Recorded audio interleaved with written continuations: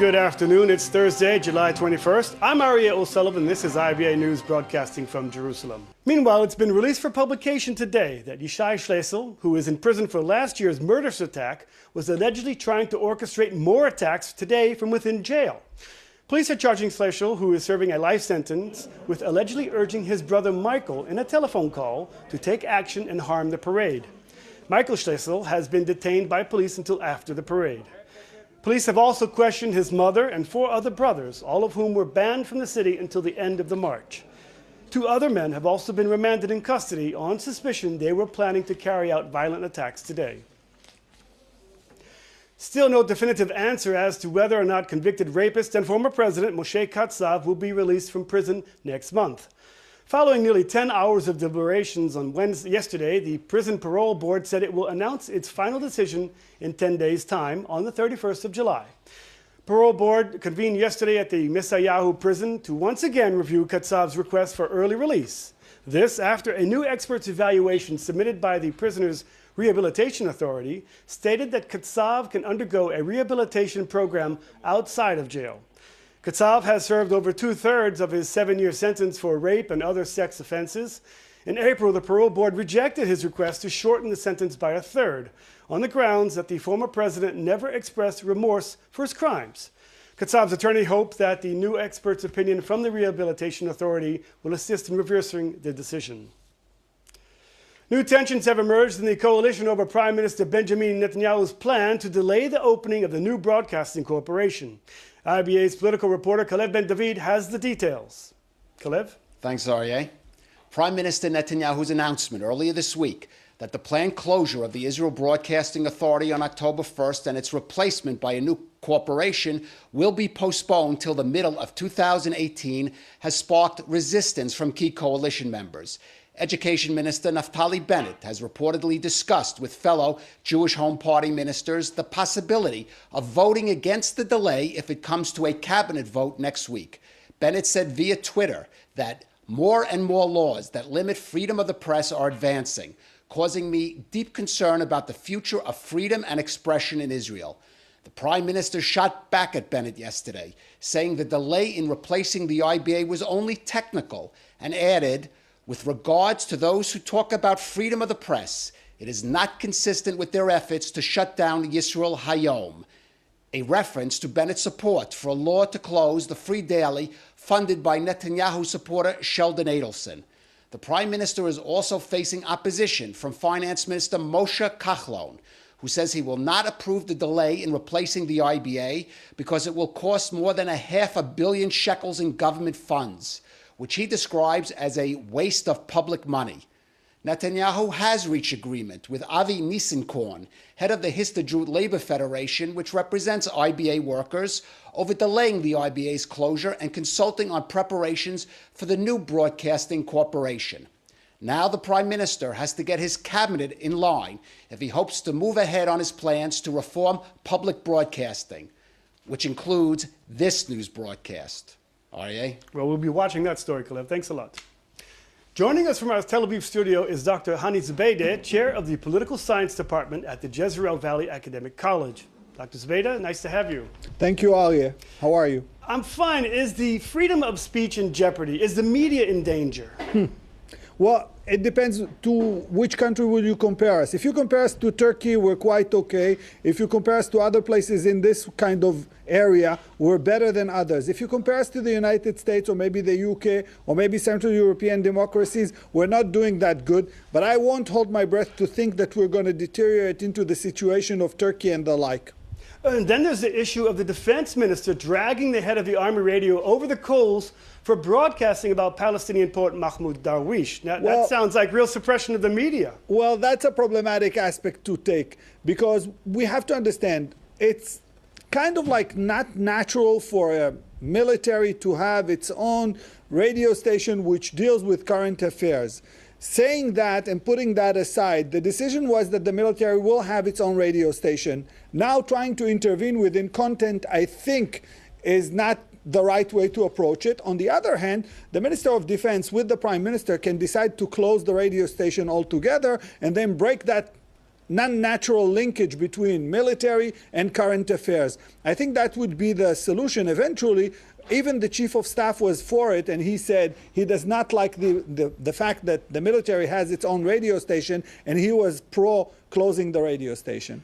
Well, what do you make of the Prime Minister's claim that the new corporation is not going to be ready to begin its operations in October, and that's why he's postponing this whole opening? Well, that was not the Prime Minister claim, with all due respect. It was the the CEO of the new corporation, what's his name? Koblenz. Eldad Koblenz. Eldad Koblenz stood in a conference and said that the new corporation will not be ready in October 2016. When asked how long will it take him to be ready, he said at least 2 years.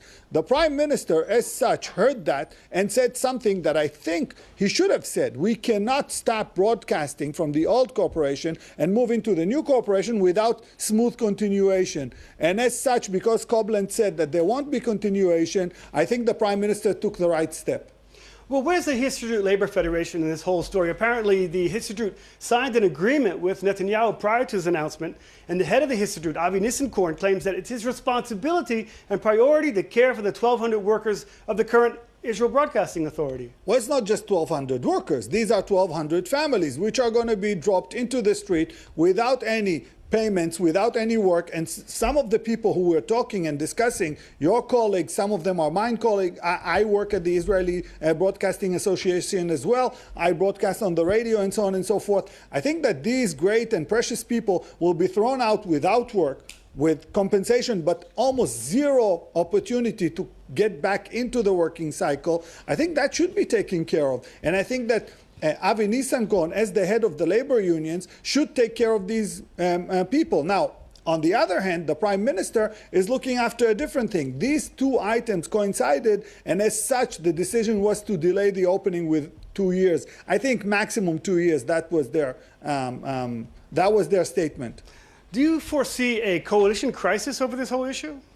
No, I don't think so. I think there are greater things on the table for coalition crises. I don't think that the IBA is a coalition crisis, neither Galei Tzahal. I think there are other things to take care of. I think that we're looking at now, at least in the near future, issues of financial crises. I think that the Turkey relationship, I think the Palestinian issue, these are more burning issues that we'll be looking forward to see how the government will react to. And I think we'll see Bennett and Netanyahu butting heads in the near future.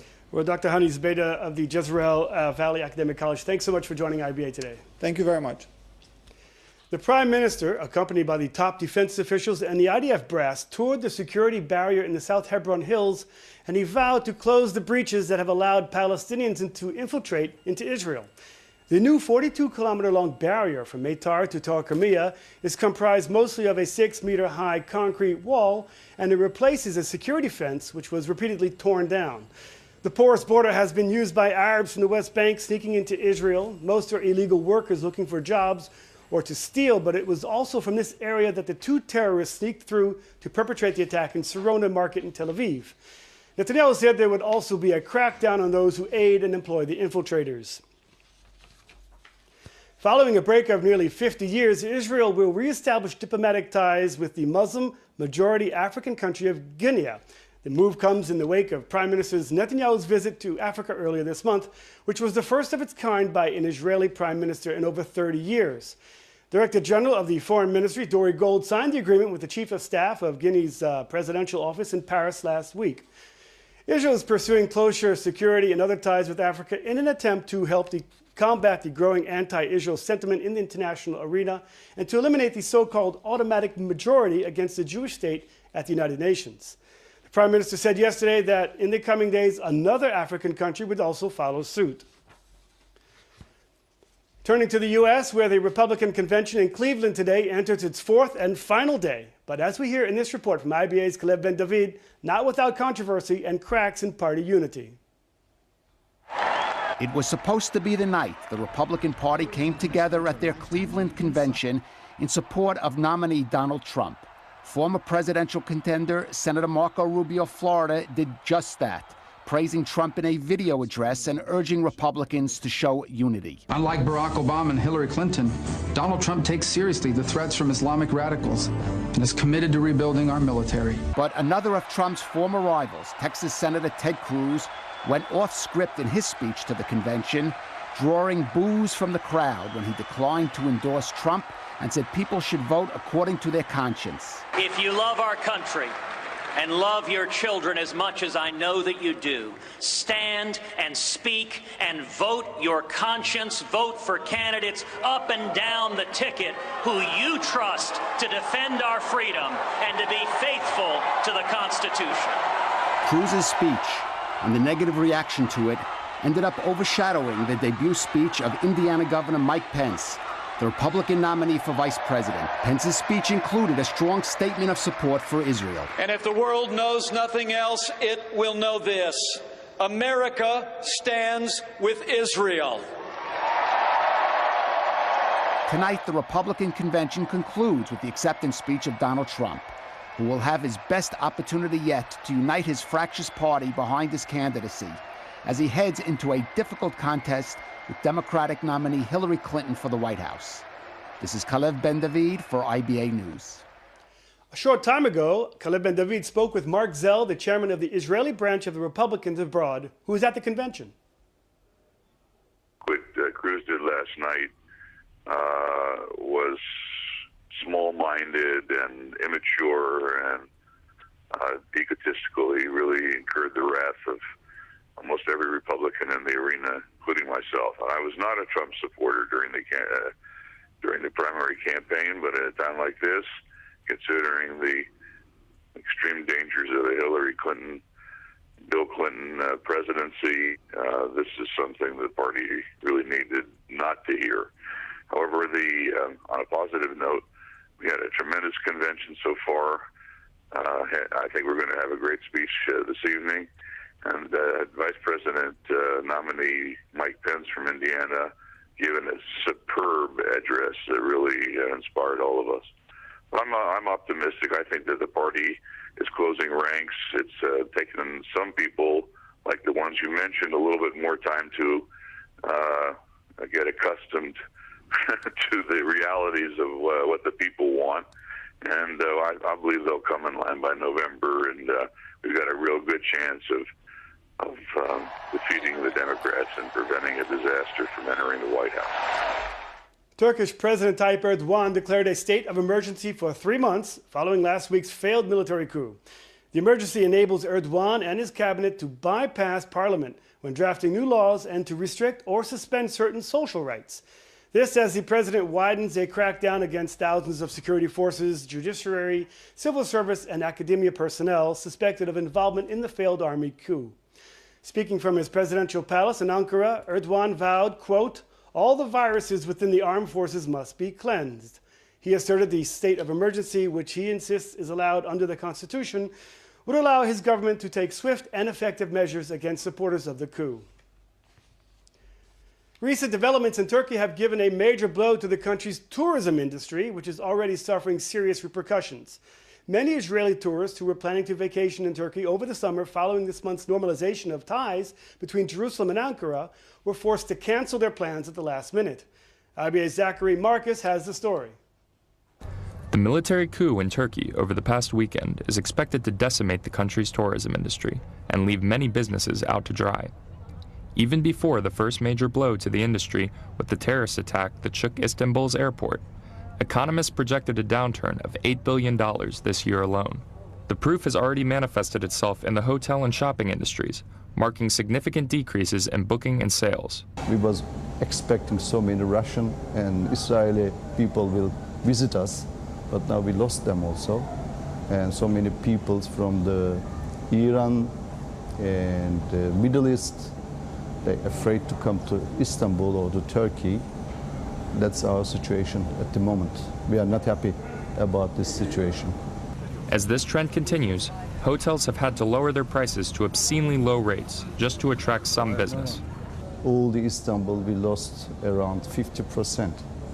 And not the number only, as the prices goes down, Last year when we're talking around 100, 130 euros, now we are talking around 40, 50 euros for Istanbul, 4-star, 5-star hotel. This decline will not only hurt hotels and shops, but also airlines based in the country. Turkish Airlines has already taken a huge hit, as shares for the company have fallen 25%. Now, with so much concern and controversy surrounding Turkey, tourism in the country, that up until recently was considered a hot destination for vacationers, is expected to continue to decline. When I came before, there were lots of people here. I mean, it was really hard to walk in this area. It was really crowded, lots of people. But now you can see there are very few people. I think it directly influenced a number of tourists as a tourist destination to come here. This is Zachary Marcus for IBA News. Hollywood actor James Caan, who first won fame playing a mafia gangster in The Godfather, is making his first visit to Israel. The New York-born star told IBA's Kalev Ben-David that although many movie fans mistakenly assume he is Italian-American, he is proud of his Jewish roots. Israel is huge. I mean, it's like,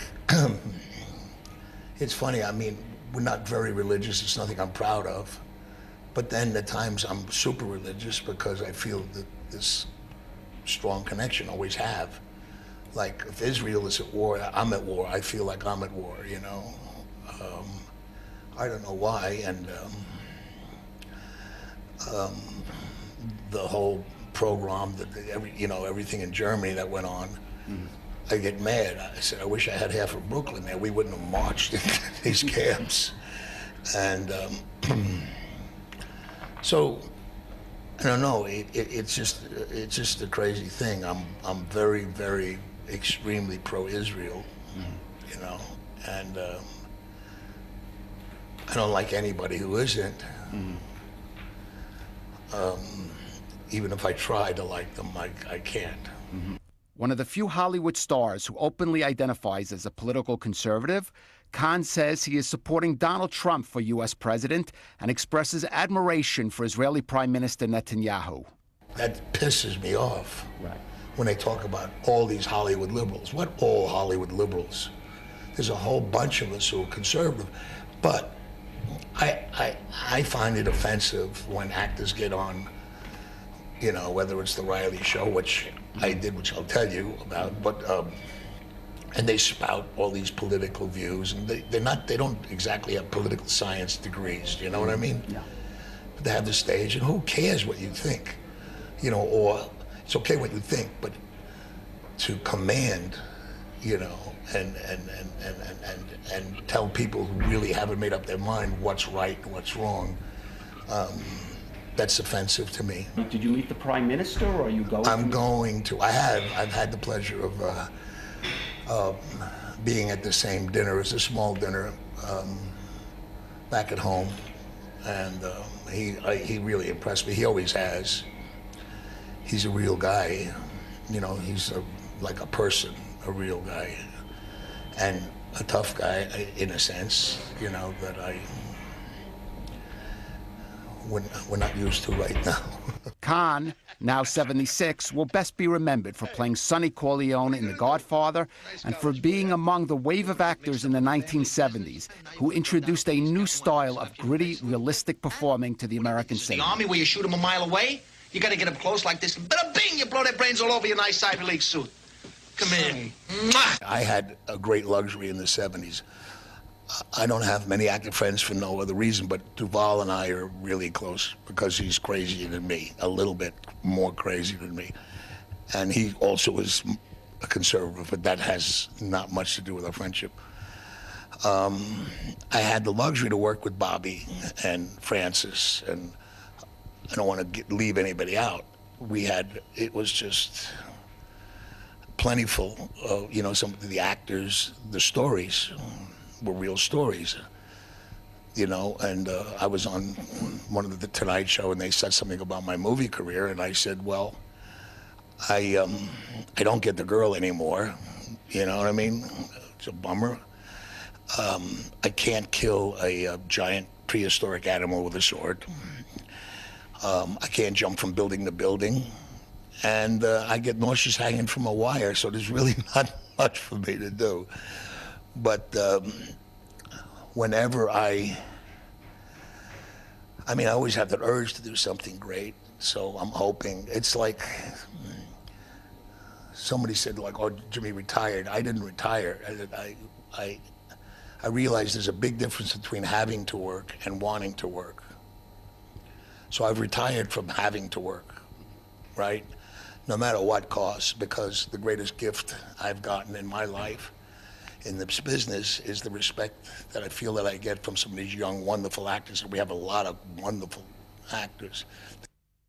In business news, not only high-tech entrepreneurs are making lucrative exits, London-based private equity firm BC Partners is to buy an 80% controlling stake in Israeli plastics empire Keter Plastics for a whopping $1.3 billion. The transaction leaves Israeli mogul Sam Sogol with a 20% share in the $1.7 billion firm, which the new buyers will have an option to purchase in the future. Sogol had originally sought $2 billion for the full ownership. Keter Plastics was founded in Jaffa in 1948 and now employs thousands of workers in 30 plants around the world, including Israel. According to the Globe's Financial Daily, Keter turned over a profit of $300 million last year, buoyed by lower production costs from falling oil prices, which is the raw material in plastics. In local money matters, shares were mixed on the Tel Aviv Stock Exchange in the end of the week trading, while the shekel was also mixed in foreign currency trading. Here are the numbers.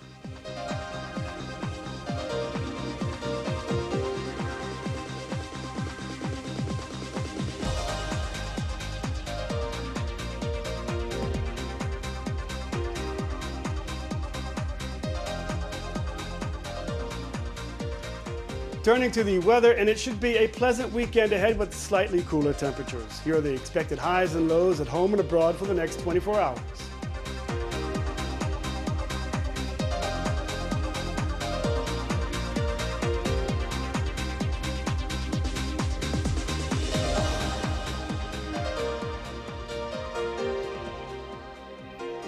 That's all for this broadcast. We'll be back here on Sunday with more breaking news from Israel. Please join us. Until then, I'm Ariel O'Sullivan wishing you a great weekend and shalom from Jerusalem.